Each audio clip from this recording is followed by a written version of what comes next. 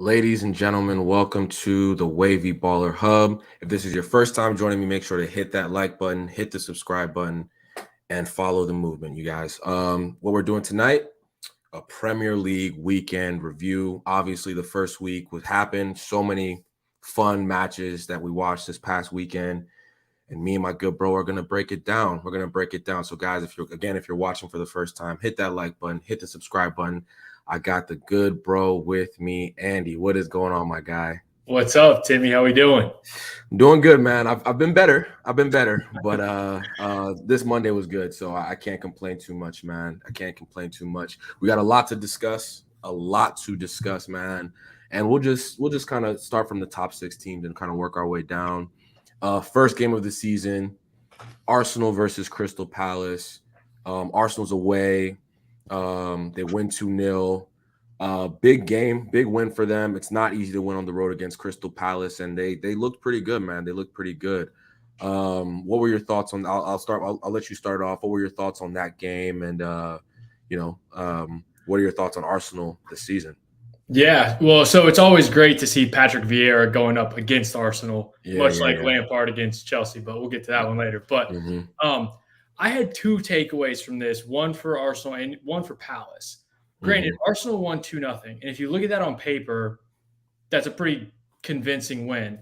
But I was not sold by this Arsenal team, and I think that they've had a lot of momentum and a lot of people talking about how they are going to be in the top 4 and bump someone else out, but I wasn't sold at all. Like, they had that one fluky goal that Martinelli got on the end of, and then Saka's was an own goal. And granted, it was still dangerous, but they didn't really do anything to convince me that they could still be top 4. They're definitely not going to be contending for the league. I'm positive of that right now. Yeah. And there was like a 20, 30-minute span where Palace looked like the better, more controlling team. So I think some hope and promise for Palace, and Arsenal did not sell me at least one weekend. Yeah, no, I feel you on that too. I watched the whole game. I think for the first 20 minutes, Arsenal looked really, really good. Then they scored the goal, and then they kind of reverted back into their shell of not being progressive, not having that energy that they had to start off the game, right? And I think there's they spent a lot of money over the past 2 seasons. They probably spent over 200 million pounds over the past 2 seasons. I still look at their team and I'm like, they lack quality. It's weird to say because they have a lot of young talent. They have a couple good senior pros, but I'm just looking it was a good win. But for me, it's like Crystal Palace. If they had a better midfield, they're playing Jeffrey Schlupp in midfield. They had that Decore signing. He was decent, but he obviously has a long way to go to get up to speed with the league. But Crystal Palace I was looking man, if they had Conor Gallagher, I know it would have been a completely different game. They desperately missed Conor Gallagher. And I think there was a lot of good performances from, I think Crystal Palace are going to be fine this season. They played good. They played really good football, like you mentioned. There was a spell after the goal. And then in the second half, too, there was a spell where they were really applying pressure. But Arsenal withstood. I thought Arsenal's biggest and most impressive thing to me was their defense. I thought Gabriel and Saliba looked really, really good. I thought Zinchenko was good. Ben White, I think he's not a right back, obviously, right? But I think to go up against Zaha, I think he did okay. A lot of people are going to struggle against Wilfred Zaha, and I think he held his own. You know what I mean? So I think that was my biggest takeaway is that defense is going to cause people problems. I think they're going to keep a lot of clean sheets, but that midfield, Partey, Xhaka, Odegaard, I was a little underwhelmed, bro. I don't know what you think about that. No, I'm with you. And honestly, I think their best formation is going to be 3 in the back with Saliba, Gabriel, and Ben White, and then having Zinchenko, Martinelli, Saka, running the channels. I wonder if they'll do that. I didn't watch any of their preseason, right? Yeah, they did work you guys a preseason. They put 4 past you guys. That's crazy. Did they play a back 4 that game or a back 3? Don't remember. Yeah. I try to erase that from my memory. Yeah, no, that's fair. That's completely fair. But yeah, I think Arteta's gonna stick with that 4-2-3-1. They need they're in for Tielemans, right? I think they're like there's rumors that if they get Tielemans, like that's like a that's a big deal for me. I'd be worried, right? Yeah. Because he's a really good player. I think you're right. I think the Saliba Gabriel combo is going to be really good. They looked like a legit top 6 center back pairing, and Arsenal has not had that in years. And they just spent 50 million pounds on Ben White last year, so it's like, is Ben White going to be a bench player? Like, I don't like. What are they going to do with that? Like, it's going to be. I mean, at the end of the day, like, you want strength and depth. You want an element of that in your side where you have options. But I'm like, yo, like Saliba looked really like he's 21. Like he's only 21 years old. I was like, whoa, like they have a player on their hands. And I know a lot of Arsenal fans, like they've been complaining, like bring him in. But obviously these loan spells have been a good thing, right? Like he's got to play consistently week in and week out in France. And he's obviously grown into this. Like, I mean, we'll see. It's still early, but I was like, I've never really seen him play. So I was like, whoa, like he has the pace, like he's good on the ball, aggressive, strong. Yeah. Every pass that came into him, nope. Like he looked like, I mean, it's a reach, but like how Van Dijk has that presence to him. Yeah. He had a presence to him. Yeah. Like that's a real thing. Like that stature thing is like a real thing. There was like I remember there was one moment. I think Zaha got the running on Ben White, right? And he just came through and just I was like, wow, he timed it perfectly in the box, and it was good. So I mean, Arsenal have a lot. I still think they're gonna finish 6th. I do. Yeah. I don't care what Arsenal fans say, how excited they get, bro. I think 6th place is their spot. Like I just lock it in, right? And then probably Arteta leaves and they start a new thing. But I mean, we'll see what happens, man. We'll see what happens with Arsenal. The goals, you already mentioned it. Like I think the set piece was well worked, right? I think the high lob and then it kind of got scrappy in there, and then the Gay own goal, man. I don't even know what to say to that. But 3 points for Arsenal. That's all you can really hope for at the beginning of a new season. They remember last season they went 0 for 3 to start. Yeah. They lost 3 straight. Yeah, so I mean, we'll see what happens, man. But good start for the Arsenal. Fulham versus Liverpool. Now, this game was music to my ears. I was so happy watching this game. Fulham 2, Liverpool 2. I'll start with this one, man. This one was a weird one to me because I have never seen Liverpool like in the clock, like since Klopp has kind of gotten the team he wants, like look like that. It was weird, bro. Like they just looked so slow. I don't know how to explain it, bro. Like they just lack, and this is a big thing from like it felt like they lacked athleticism. Like they lacked like that bite in midfield. Like normally we've always said their midfield, like, yeah, they're not that talented, but they work hard. They have the energy. Like that wasn't there. And even in the defensively, like Van Dijk, I've never seen Van Dijk look that poor. I have never seen it. Like his passing was poor. He got spun for that second goal where like Mitrovic forced him to he fouled Mitrovic in the box. Like it was just a bunch of weird things happening, bro. I don't know if you know what your thoughts were on that game, but no, I'm right there with you. Granted, I only watched the second half because I was not waking up that early for that. But I saw exactly what you just said. Like this did not look like the Liverpool of the past 2 seasons. Now, granted, their talent is still light years above almost every team in the Premier League. So, like, I'm pretty confident they'll be able to figure out, especially with Klopp in charge. Yeah. But this is one of those games that Liverpool doesn't lose, like or draw. This is it's not a game they give up any points for the past 2-3 seasons. Yeah. And this is going to be one of those where, like, 10 games into the season, when you start getting a feel for it, City's going to be on top of them, and it's going to be like, shoot, man, we dropped 2 points against Fulham. Right. And not to say Fulham's a terrible team, but that's not what Liverpool does. And 100%. I think what you're saying, like they didn't look like Liverpool, and they didn't get the result that Liverpool gets. No, I think we gotta give credit to Fulham. Like they were on it from the jump. Like I was up early because I'm just up early all the time. Like it was interesting in midfield. Like there was just they were really like on Fabinho, Thiago. Like they were putting in tackles. That Portuguese midfielder, what's his name? Palhinha. I think they just signed. Bro, I was like, this guy's really good, man. Like it was kind of a weird one for me. Really good player. Then going forward, Mitrovic, oh my goodness. Yeah. Bully. Absolutely bullied Matip and Van Dijk. I could not. I was like, wow. Like he was dropping, like he was kind of like he was dropping deep, receiving the ball. I'm like, whoa, like this is not because I've seen Mitrovic play a ton. Obviously, he's been in the Premier League before.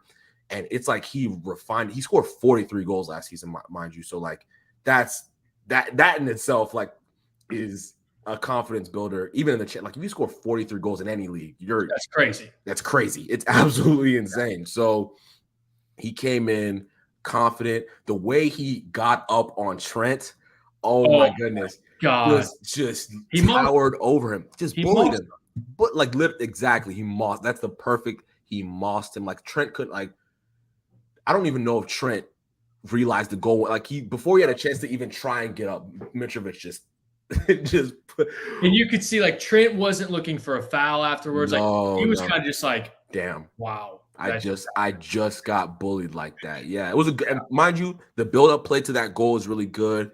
A good overlap from the right back, a really great cross, like just sailed perfectly. Mitrovic and it was like just begging for Mitrovic to put it in the back of the net. So obviously Liverpool came, they got their goals. The first goal both goals were kind of weird, man. Like the first goal, it bounces off of Tosin and then Nunes scores. Mind you, again, I think Nunes is going to be good. Like as soon as he came on, he made an impact. I got to give it to him. Like he's not the most refined player I've seen in my life, but like when I mentioned that athleticism thing, like as soon as he came on, like there was like an injection of just like pace into the game for Liverpool. There was an injection of like forward runs. Firmino kind of just looked dead on his feet. It was weird. Like he's declining, right? Like, he looked dead on his feet. As soon as Nunes came on, it was like, boom, like, okay, there's like this injection of pace that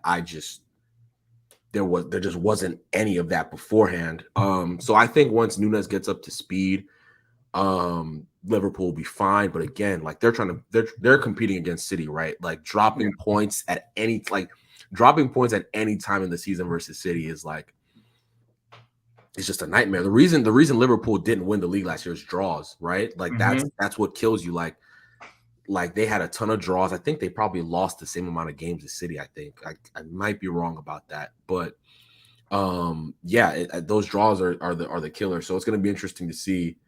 I think one thing to look at for Nunez is this might be where Klopp's head's at, but I feel like and this will come, but I think their attack is gonna be heavily driven by his interplay with Luis Diaz and Salah. Because that's something that with Klopp's Liverpool, that front three is so fluid and they all feed off of each other. And even though he is more of like a traditional number 9 striker, like I'm sure at Benfica, and granted, like I didn't watch Benfica games, but like he was probably the guy. And now it's like, all right, you have 2 other super talented players on each side of you. One, maybe one of the best, like top 3 in the world.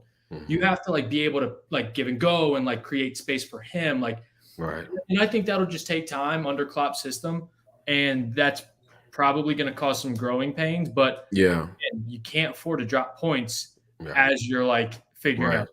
Listen, I've been thinking about this a while. I think Luis Diaz is crazy overrated.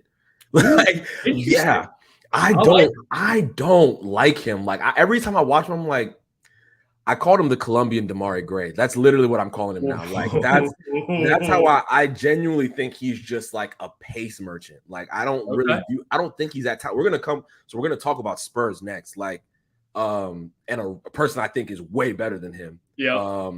But we'll get to that in a second. I think Lewis, like I was watching, I'm like, bro, like he's gonna score. He'll score some goals, right? But like Mane was on that left-hand side. He is not anywhere near the player. Like, I mean, nowhere near. And he's, what is he, 24, 25? He's going to score goals, right? But if Liverpool are expecting like a Mane type of, impact, I don't see that one bit. I think that they're probably going to rely heavily on Nunez becoming the player they hope he'll be, and Salah just continuing to, because I just don't see it personally. I think he's very predictable. He has a bit of tech, but I don't think he's a goal scorer. I don't think he's like this elite goal scorer. And that's what they've had. And and this is like, so when I started, like when I watched the second half, and especially towards the end when Liverpool were down, it looked like and felt like Salah was kind of on an island. Like it looked like the only way that they were going to be able to actually do something was him dropping back, getting the ball, and then pushing it up, which is fine. But if he's the one doing that every time, he's not that close to the goal. Like, and that's where like it felt like he was struggling because of that. So I think you're right, and I think Diaz is probably a good reason behind that. Yeah, Blake's football mate says Diaz is an eye test merchant and Kulusevski is effective. Well, then let's get right to that. There we go. Perfect way to segue. Spurs versus Southampton. Really fun game to watch, by the way. And I'll let you start with this, man. What were your thoughts on that game? I was highly impressed by Spurs. I don't know what your thoughts are. Spurs are going to scare me all year. And we're getting them this Sunday, and I'm very scared. Yeah. Like, I thought they looked so good. Kulusevski is playing like a man possessed. And I saw something going into the season that he's like tied for the most assists in like the calendar year of anyone in the Premier League.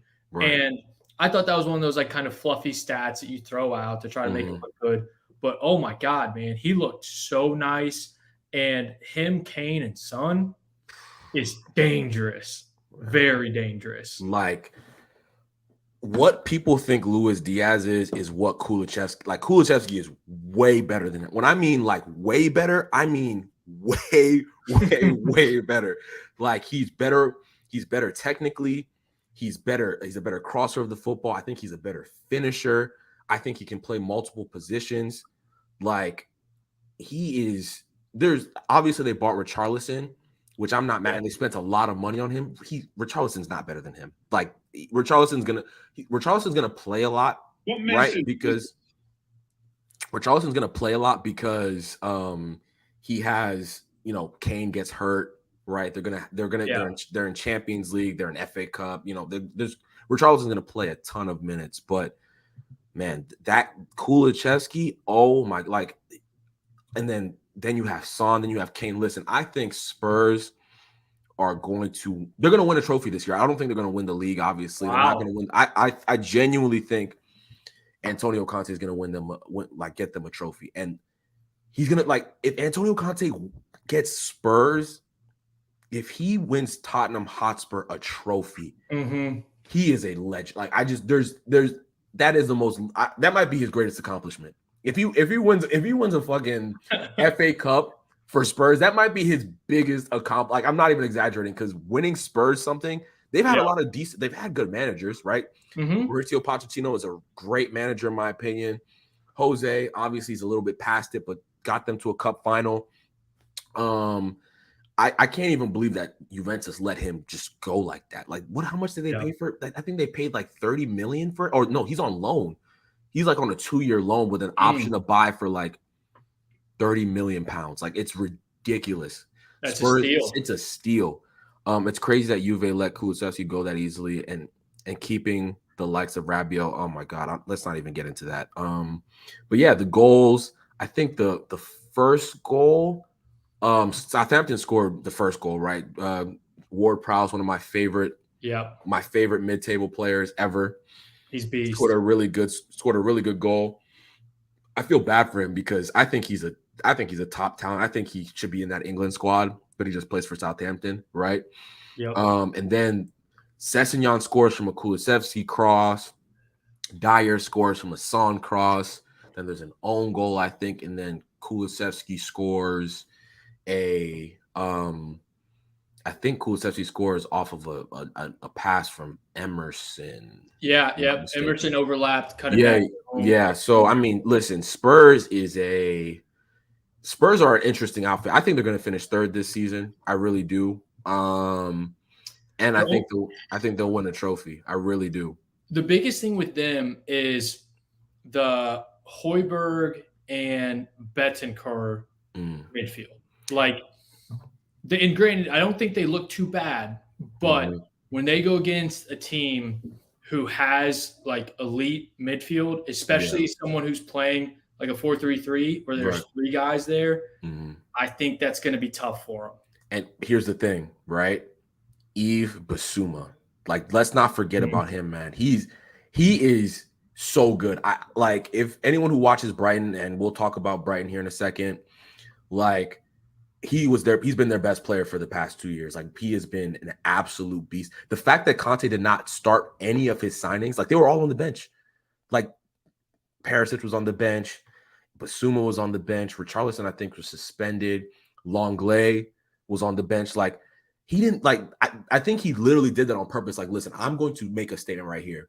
I'm going to start the same team I brought out last year, and I'm going to dominate and let the league know, like, I have a squad. Like, I have a real squad on the like a real squad here. Like, Bissouma is better than Bentancur, and he's better than Højbjerg, in my opinion. So I think they're gonna get that dynamism and that passing and that athleticism in midfield with Bissouma. Hopefully he can stay healthy for them, and he'll get integrated real soon. So that's where I think, to answer that, that midfield worry, if it's Bissouma and Højbjerg can be the destroyer, Bissouma can be kind of the ball playing midfielder, like, that's a scary outfit, man. I don't know. Yeah. I don't know.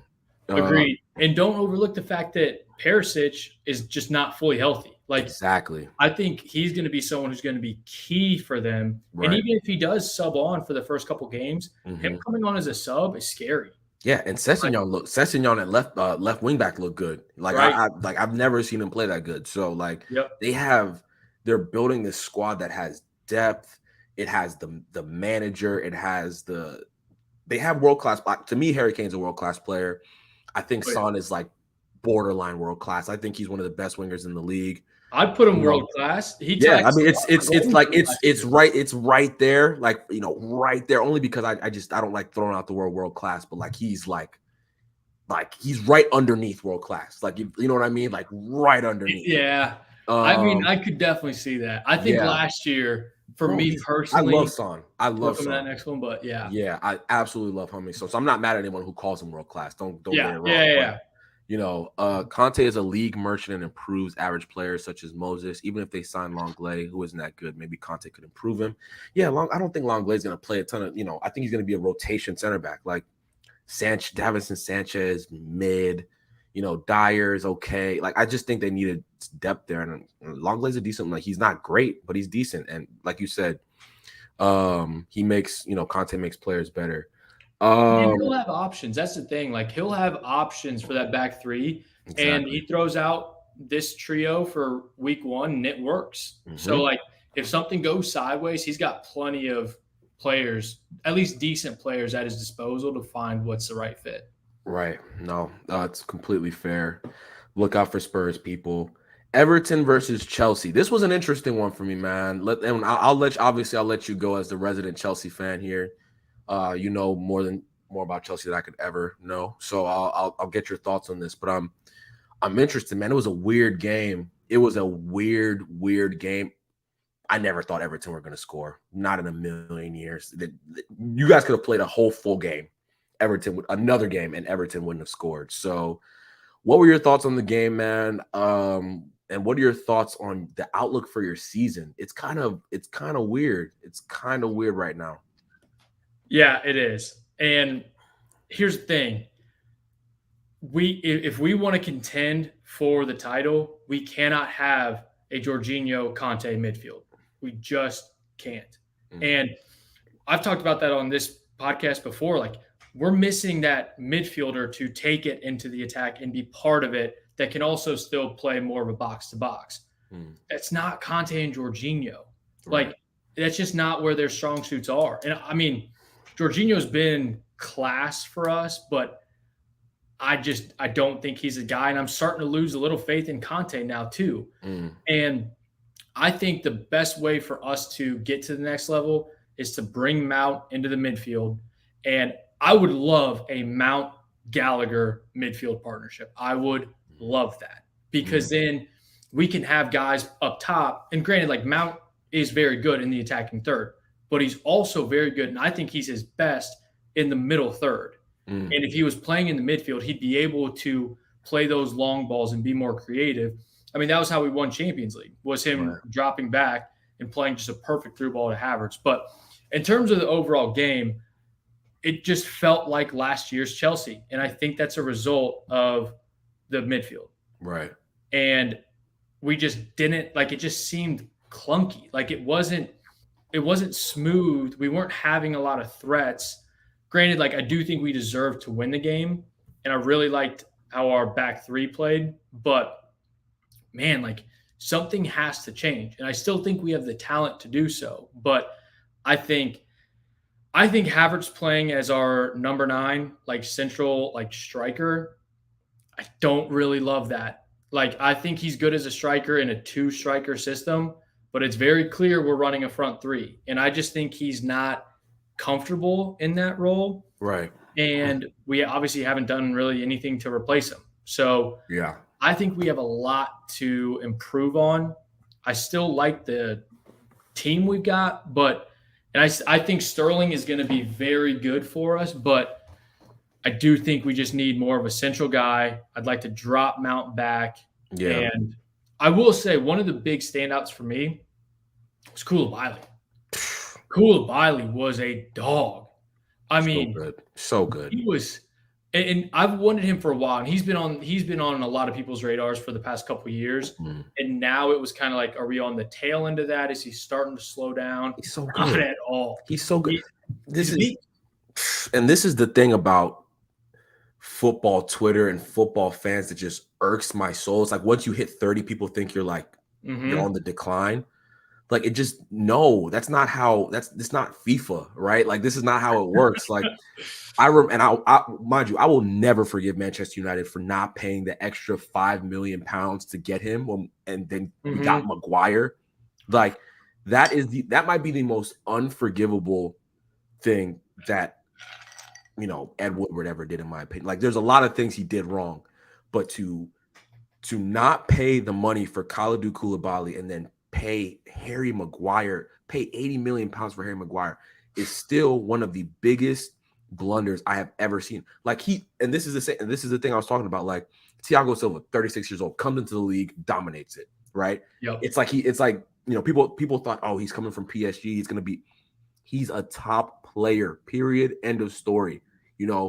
Same thing with Koulibaly, right? He's had a couple weird years at Napoli because he didn't have a great partnership with Manolas or whatever. So people were asking questions and stuff, but no, he's so good. He's so good. And that's why I think Chelsea will still get in the top 4 because they have you have Silva, you have Koulibaly, you have a young Chalobah,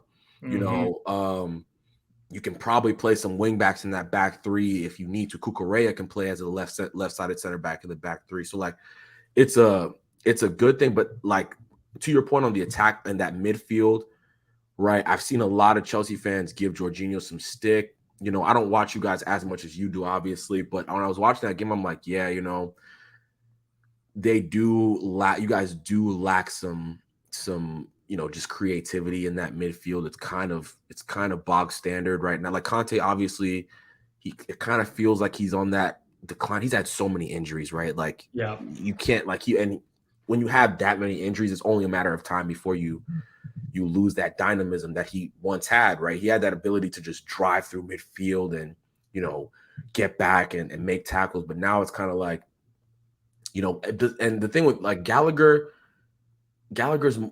from what I've seen in Crystal Palace, he's kind of the advanced midfielder, right? I don't know if he can play in a 3-4-3. I've never seen him do it. It's a weird one for Chelsea. Like, it's a weird one for Chelsea. I don't know if you. I've heard there's rumors you guys are trying to get De Jong. I would literally shed tears. I would literally shed tears if that happened. But I don't know, man. It's going to be an interesting season for you guys because you could win trophies, in my opinion, just by being that solid team. Yeah. But I just think the league.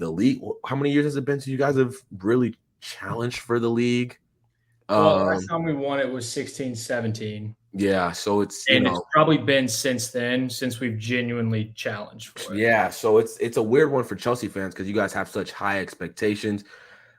I know that, like, I saw some rumors that there was an interest in Aubameyang. I think that would be huge if you guys could get Aubameyang. Yeah. I think that would become a complete game changer. And it's kind of a domino effect because once we got Cucurella, it put Alonso out the door, and he wasn't even included in the team.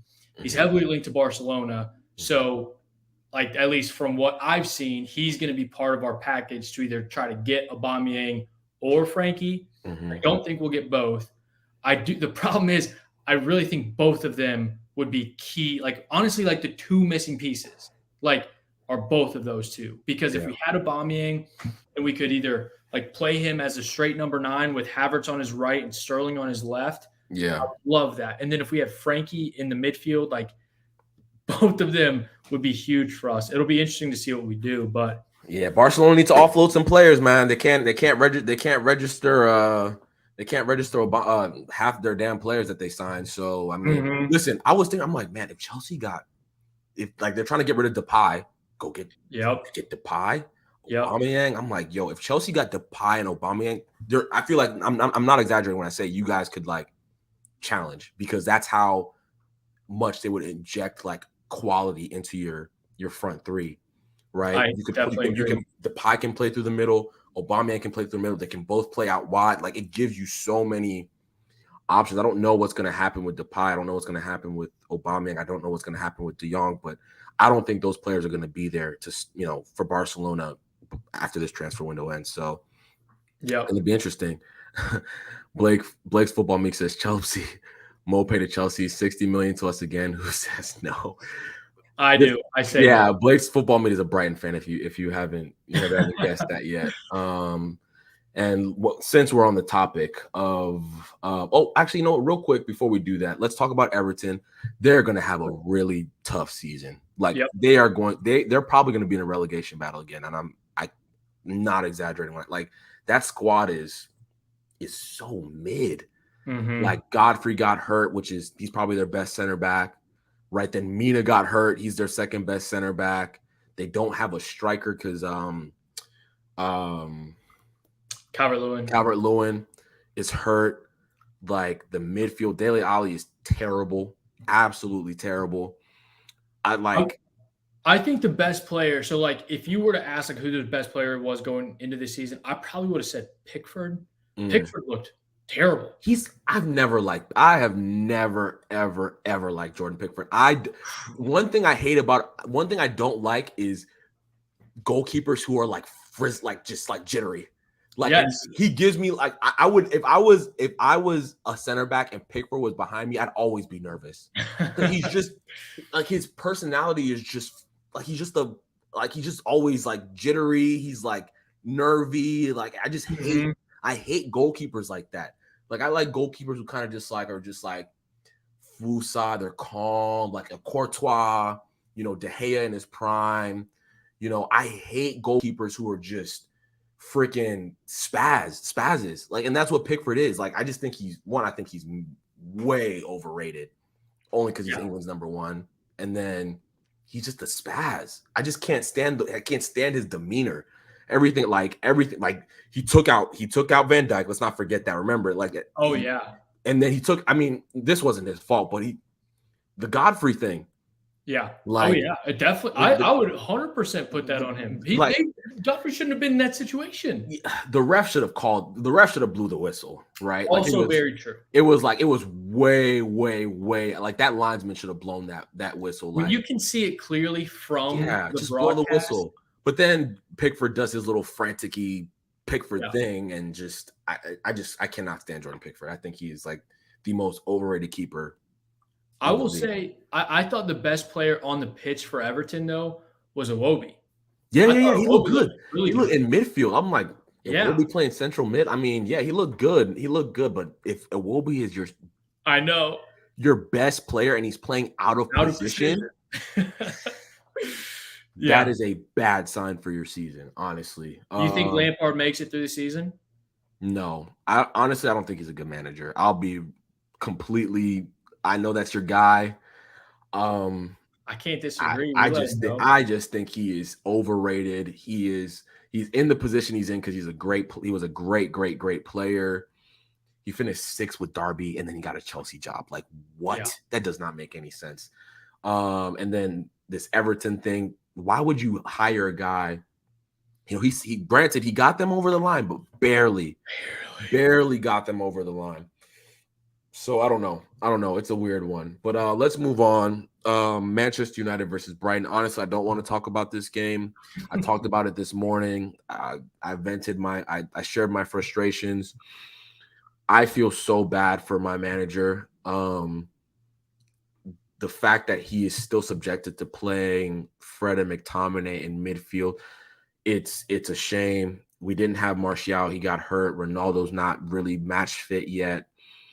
And it's just the same old United, man. I want to be patient because I do believe we have a really, really good manager. And there was positive signs in preseason, but again, it's preseason. But Brighton played us off the park, man. Like it was quite embarrassing. They just sold their 2 best players in Cucurella and Bissouma and still did a number on us, man. What were your thoughts on that game, and what are your thoughts on Manchester United? I'm interested to hear this from a neutral perspective. I'd be so worried. It kind of reminded me, like again, like when I said like it's felt like the same old Chelsea. Granted, we won, so whenever you win, it's fine. But if it feels like the same and the same isn't good, that's cause for concern. That's how I felt about United as well. And I think the biggest part was what you just mentioned, the Fred McTominay combo, man. It's just not it. And they proved it against Brighton. Like, man. What are you going to do when you go against like someone like West Ham? Like not even like a Liverpool or City, but when you're going against someone that you're going to be like fighting against, and those two are getting exposed, like it's bad. I saw a lot of dark skies after this game. Yeah, man. It's just like there's a segment of United fans that are like they're Fred fans, and then there's another segment that are kind of like McTominay fans. I'm like, they're both mid. They're both like literally that Caicedo kid, like he ran the midfield. Like it was ridiculous. The Caicedo, like I could not believe it. I'm like, this guy is literally dominating us in midfield. Like I was just flabbergasted. I've seen him play a little bit, so I don't want to like disrespect. I know he's a decent player, but like Fred is a Brazilian international, right? Yeah. Like McTominay is a. I mean, Scotland's not a great team, but these are full international players. Like they play games for their country, right? And every time we go up against a team in midfield, like I look at another like. Okay, so I looked at this. I'm like, okay, Caicedo, McAllister, like, okay, you know, we can do. No, better than us. McAllister was better than McTominay. He was better than Fred. Caicedo was better than McTominay and Fred. It is scary hours. We've been holding out for De Jong.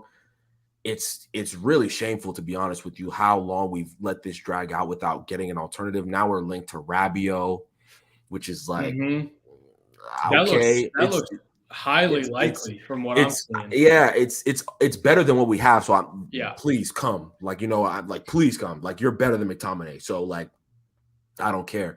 But it's just it could have been worse because you know, Lisandro Martinez, it was a penalty. Like he fouled Danny Welbeck and like pushed him in the back, but he's so little. I just think refs don't even think that he could do that. Like I think they thought Welbeck flopped. I'm like, no, that was a penalty. That was definitely a penalty. So we lucked out there. Obviously, we had chances. Marcus Rashford missed a sitter. Bruno missed a sitter.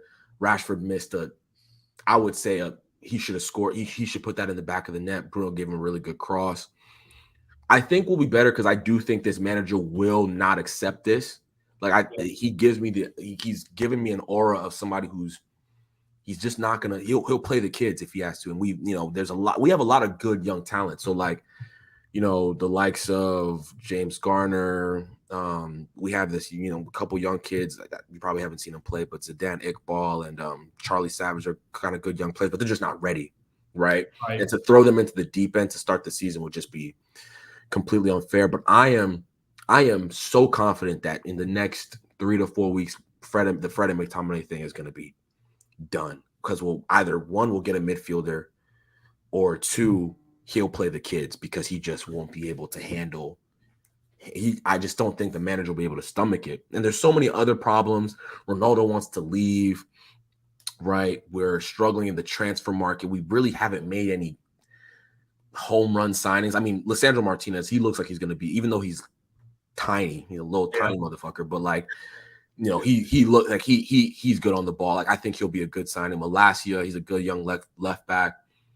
But the fact that it's Malacia, Martinez, we signed Eriksen. Obviously, I love Eriksen, but he was playing as a false nine on just. That's crazy. It's just unreal. Like it's unreal how bad we are. It's unreal how bad. As Blake's football mate says, Brighton Twitter, we are blue, just like your city. Brighton fan. God forbid that Manchester's ever blue. That will never I'm letting you know right now. They could win the next 20 titles. It would still not be. Manchester will never, ever, ever, ever be blue. I think McTominay should have had a red and we should have had a pen. I agree with the pen part. The penalty part, I'll hold my hands up. I saw like, ooh, that's a penalty. But a red. The McTominay, listen, McTominay's an idiot. I know the foul he's talking about. And when you're on a yellow, if he wasn't on a yellow, it'd probably be a yellow type of thing. But you know how refs are when you're on a yellow; they're a little bit more lenient with you. But honestly, I am so nervous. If we don't win against Brentford, and then the next week we have Liverpool, oh my goodness, it could be a nightmare of a season for us, man. A nightmare of a season. But I don't know. Let's stop talking about this game, man. Do you think one last question on the Ten Hag thing with the kids? Because one, I think you're right. Like, I think he seems like the type of guy. It's like, look, if you're not playing, you're not. If you can't play, you're not playing. Yeah.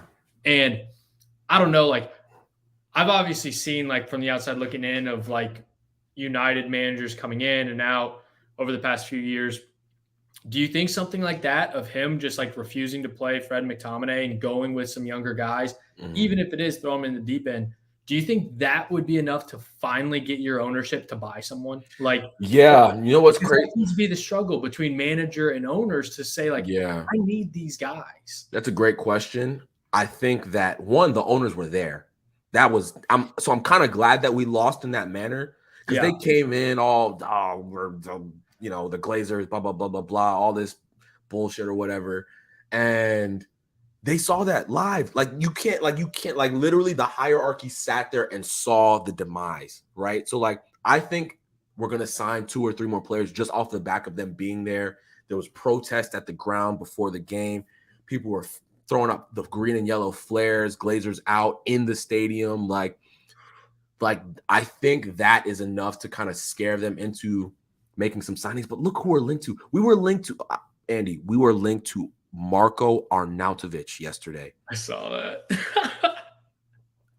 I don't have a lot of hair on my head, bro, but like I wanted to literally just pull whatever is up top here. Like I can't wrap my head around it. Like Marko and mind you, he's not a bad player. I don't want to disrespect him. Right. Like he's trash, but he's a 33-year-old playing for Bologna. He's playing for Bologna. Like I can't believe it. Like and then Rabiot too. It's like what have they been doing for the past 3-4 months? Like we knew Ten Hag was gonna be here a long time ago. Like, what have they? What have we fired? Well, Ed Woodward resigned. We got this new sporting director or whatever his name, Richard Arnold. John. I don't honestly. I'm tired of those guys already. They're it's just ridiculous. Like, they've already shown this summer that they are no different from what happened in the past. So, yeah. Oh man. It's I don't even know what to say. You're right about this. Blake's football meet. Caicedo definitely man of the match. He was excellent. I won't be shocked if a big team, picks him up next season, because if you keep playing like that, you will be in a top 6 team, just like Basuma, just like Kukurea, right? Brighton, and mind you, I want to give a shout out to Graham Potter. He is an excellent manager. Like, he is literally so good. Plays great football, attractive football. They're fun to watch. Like, got to give Brighton their flowers. And okay, let's move on. I don't even want to. I've already talked about this enough today. West Ham versus Man City. Erling Haaland announces himself on the big stage. It's scary hours. I am literally so terrified about this Norwegian robot that Man City have. Like, I'll just toss it to you, bro. What can you say, man? What can you say about that guy? I mean, I feel like you kind of hit the nail on the head. He's a machine. Like, that's all he does is he puts the ball in the back of the net.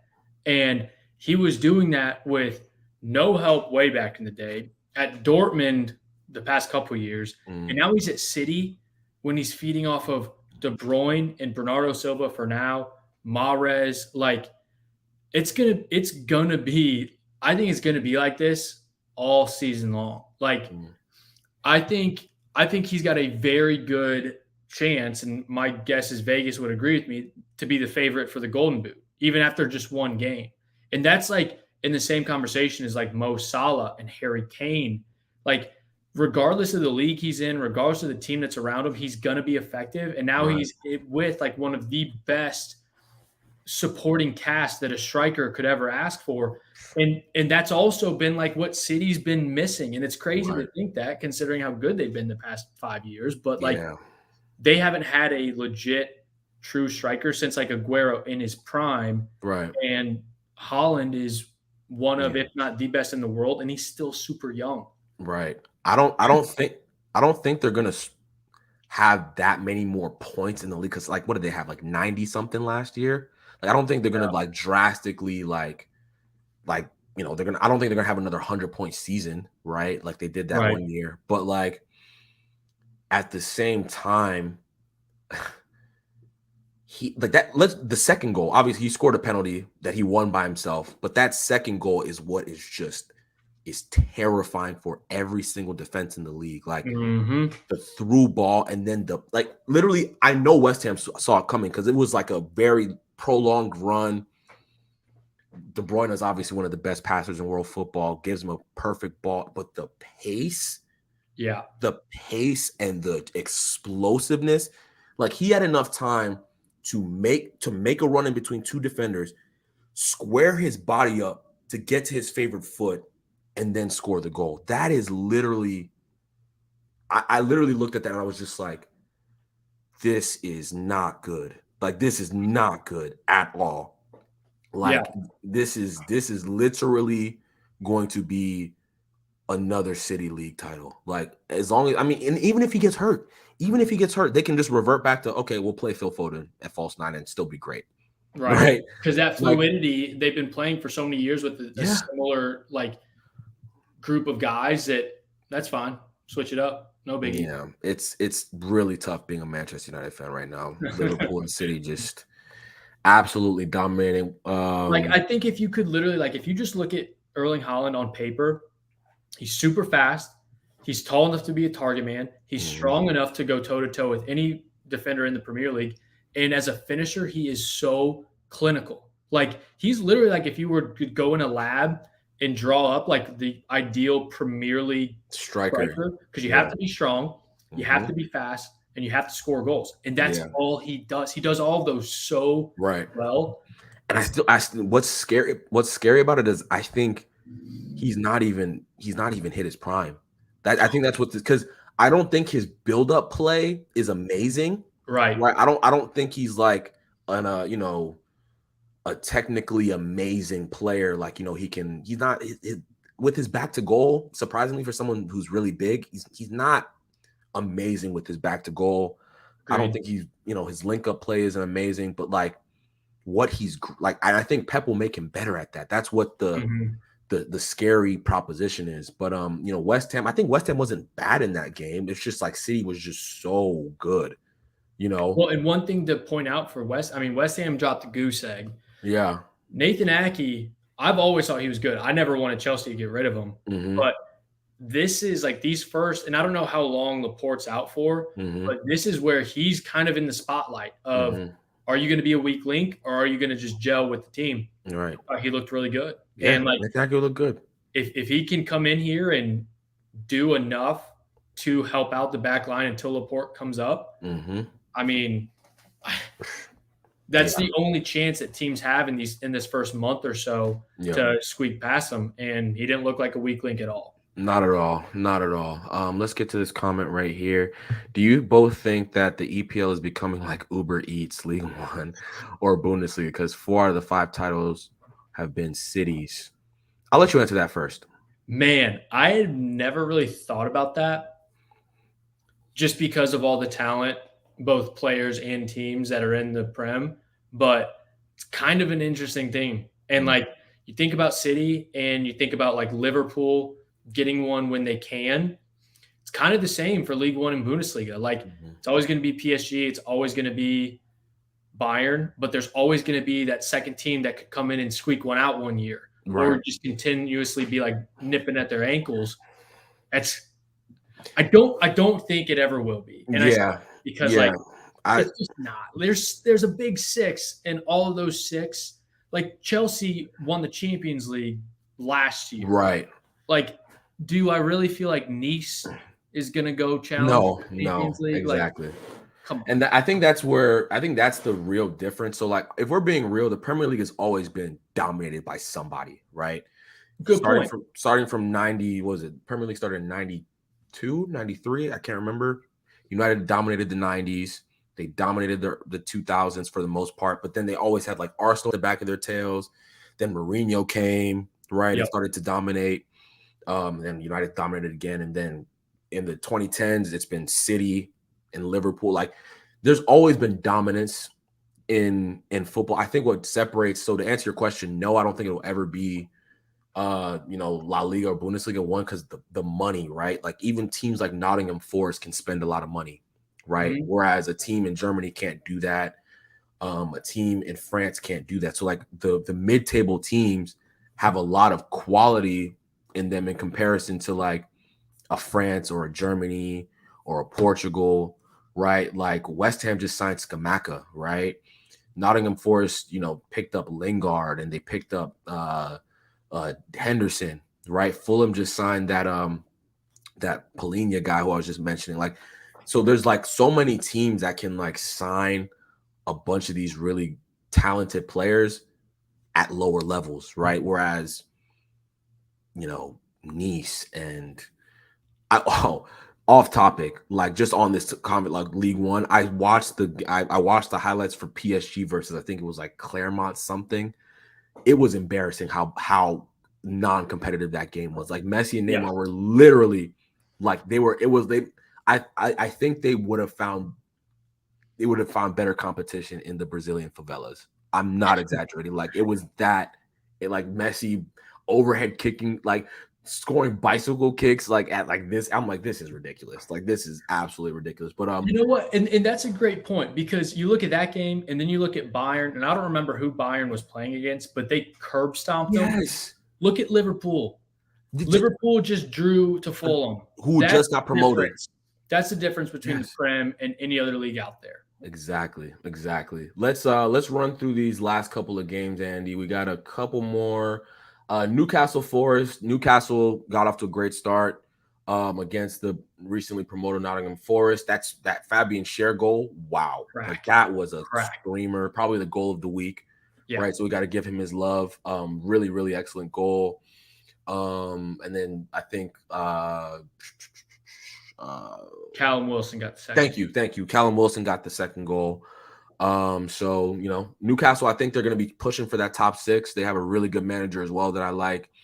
Nottingham Forest, I haven't watched them too much, so I can't speak too much on them. But right, I think they gave Newcastle a decent go at it. So we'll see what happens there. Bournemouth Villa, stunning result there. Bournemouth get the win against Aston Villa, again, recently promoted side. Big win for them. Stevie G. Yeah. Tough one for him right there. I've always kind of liked Villa, and they were like someone that I thought was going to be top half of the league all season, maybe sneak around and flirt with the top 6 at times. But I full-heartedly disagree. I think they're going to finish. I think they'll be middle of the pack. I think they've got too much talent to get relegated. Right. I don't think they'll be in the conversation, but I don't think they're ever going to be considered a threat to any team. Yeah. Really all year. Right. And they invested, man. They got that Carlos guy from Sevilla, I think. They re-upped on Coutinho. I know they made a couple other, decent signings. So we'll see. I don't know. Again, we don't want to overreact to week 1, but not a great start for Villa. Leicester versus Brentford, 2-2 draw. Brentford fight back, man, from a 2-0 deficit. I think the first goal was a Castagna header off of a corner from Madison. And then the second goal was a screamer by Dewsbury Hall, man. That was a really good. I'm a fan of Dewsbury Hall. He's been, just slowly but surely like becoming a fixture in that side. And he's every time I watch him play, I'm just like, he's a tidy little player, man. I'm a fan of his. He looked really good. He looked very comfortable, looked like a top player. Yeah. And then Brentford, man, Tony scores a striker's goal. That was what I call it, man. Held up his defender, got to finish that really well. And then that second goal, I'm like, who is? I have no clue who that guy is. No, De Silva, I think is his name. Yeah, that's one of those goals where it's like I think the defense don't know who that player is, honestly, and they just are just like, all right, what are you gonna do? And then that happens. Pulls that off. You're just like, what the hell just happened? I genuinely think that's one of those ones where it's like they were just stunned that they don't know who this guy is, and he just rocks them. But shout out to Brentford for fighting back there. We have to face them next week, and it's so sad, but I'm nervous. I'm genuinely nervous. I kind of would be too. Leeds versus Wolves. I think this one was a 2-2 draw. I think 2-1. 2-1. 2-1. Oh, 2-1 Leeds. Excuse me. 2-1 Leeds. Let me actually pull it up here because I didn't watch this game. I just saw the highlights. Same. And Rodrigo got a goal, and I thought it was a pretty good goal. And I thought he looked nice. Yeah. So that goal, I'm like, I remember that goal now. Saw should have saved that. It was a scrappy, I know it was a scrappy little fight to get the ball, and then Rodrigo, good strike, but it's just like that's got to be a save. Just save that. Just save and that. And Jose Sá, he's good. He's good. Yeah. Jose Sá's a good keeper. Podence with the first goal. That was a kind of awkward, but awkward goal, but a good goal. He was like a half volley into the ground that was just kind of an awkward thing for Melia to handle, and he scored. Yeah. And then there was the own goal. The own goal by what's his name? I think it's I always forget this guy's name. Aït-Nouri. Yeah, Aït-Nouri. Thank you. Wolves, they're just gonna be Wolves again. They probably won't get relegated, but they're just gonna be 11th, probably something like that. I feel like there's always there's a buzz about Wolves that they could be good, but yeah, their cycle's kind of coming to an end. They had a really high. They got into Europa League with I keep on forgetting all these names. What was their manager's name? The guy who looks like Lucas Moura, like an older version of Lucas Moura.